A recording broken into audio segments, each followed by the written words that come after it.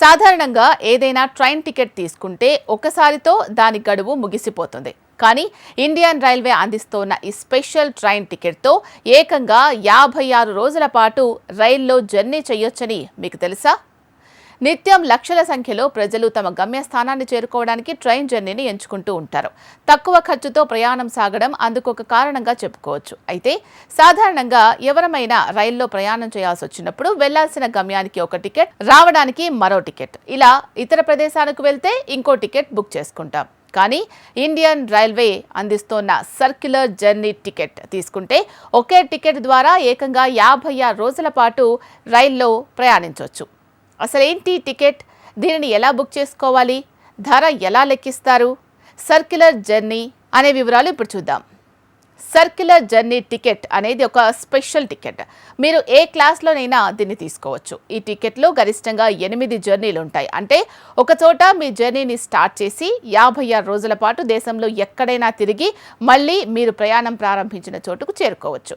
అయితే మధ్యలో మీరు దిగే స్టేషన్ల సంఖ్య 8కి మించకూడదు అనే విషయాన్ని గుర్తుంచుకోవాలి.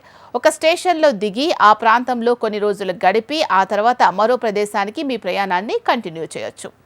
ఉదాహరణకు మీరు హైదరాబాద్ నుంచి తిరుపతి, బెంగళూరు, చెన్నై వెళ్ళి రావడానికి టికెట్ తీసుకున్నారనుకుందాం. అప్పుడు హైదరాబాద్ నుంచి మొదలైన మీ జర్నీ చాలా స్టేషన్స్ దాటుకుంటూ తిరుపతి రీచ్ అవుతుంది.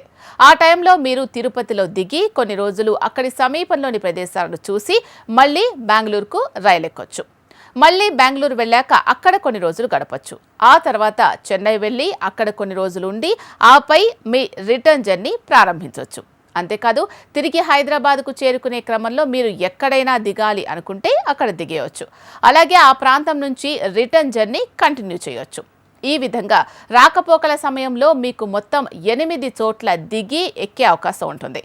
అందుకోసం ఏ స్టేషన్స్లో రైలు దిగుతారు అనేది సెలెక్ట్ చేసుకుంటే సరిపోతుంది.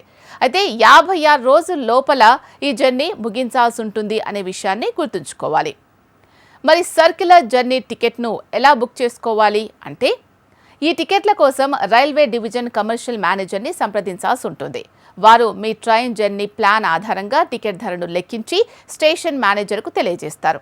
అప్పుడు మీ జర్నీ స్టార్ట్ చేసి స్టేషన్ బుకింగ్ ఆఫీస్లో సర్క్యులర్ టికెట్ కొనుగోలు చేయాలి. మీ బ్రేక్ స్టేషన్లను కూడా అక్కడే సెలెక్ట్ చేసుకోవచ్చు. అప్పుడు మీ సర్క్యులర్ జర్నీ టికెట్ జారీ అవుతుంది.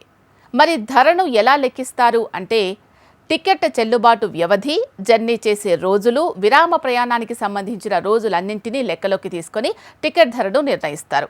400 కిలోమీటర్ల దూరానికి ఒక రోజుగా లెక్కించడం జరుగుతుంది. అదేవిధంగా ప్రయాణం చెయ్యని రోజును 200 కిలోమీటర్లుగా లెక్కిస్తారు.